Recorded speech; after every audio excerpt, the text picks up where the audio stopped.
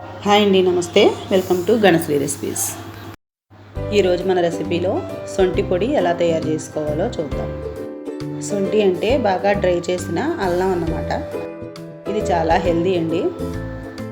ముందుగా స్టవ్ మీద పాన్ పెట్టుకుని 1 టేబుల్ స్పూన్ నెయ్యి వేసుకోండి. నేను ఒక 50 గ్రామ్స్ సొంటి తీసుకున్నాను. ఇప్పుడు ఇవి ఇందులో వేయాలి.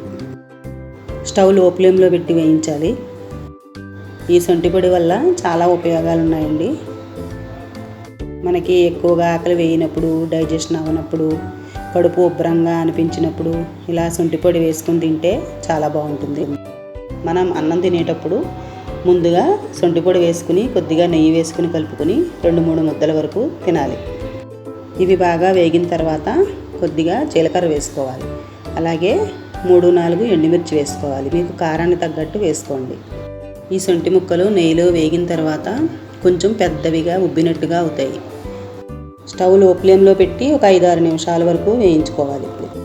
అప్పుడు అవి కలర్ మారి కొద్దిగా గుల్లగా తయారవుతాయి. ఈ సొంటి పొడి చిన్నపిల్లలకు కూడా చాలా మంచిది. పిల్లలకు చేసినప్పుడు ఇందులో కారం వేయకపోయినా పర్వాలేదు. ఇప్పుడు ఇవి బాగా వేగిపోయాయి.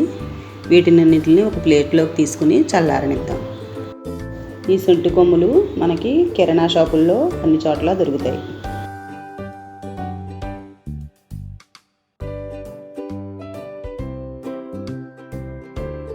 ఇవి బాగా చల్లారిన తర్వాత వీటిని ఒక చిన్న గూటంలో కానీ లేదంటే చిన్న రోట్లో కానీ వేసుకుని ఇలా ఒకసారి క్రష్ చేసుకుని పక్కన పెట్టుకోవాలి.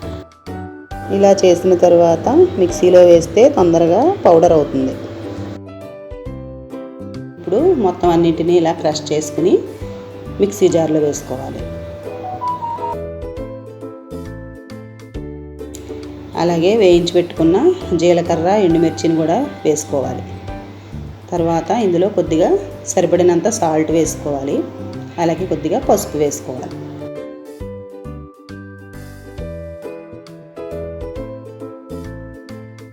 ఇప్పుడు వీటిని మిక్సీ పెట్టి మెత్తగా ఫైన్ పౌడర్లా ప్రిపేర్ చేసుకోవాలి. చూసారా ఎంత మెత్తగా వచ్చిందో. అంతేనండి, సింపుల్గా సొంటి పొడి ఇలా ప్రిపేర్ చేసుకోవాలి. ఈ సొంటి పొడి హెల్త్కి కూడా చాలా మంచిది. ప్రిపేర్ చేసుకోవడం కూడా చాలా ఈజీ. ఈ రెసిపీ కనుక మీకు నచ్చినట్లయితే తప్పకుండా లైక్ చేయండి, షేర్ చేయండి. ఫస్ట్ టైం చూసి వాళ్ళు ఎవరైనా మన ఛానల్ సబ్స్క్రైబ్ చేసుకోవడం మర్చిపోకండి. Thanks for watching.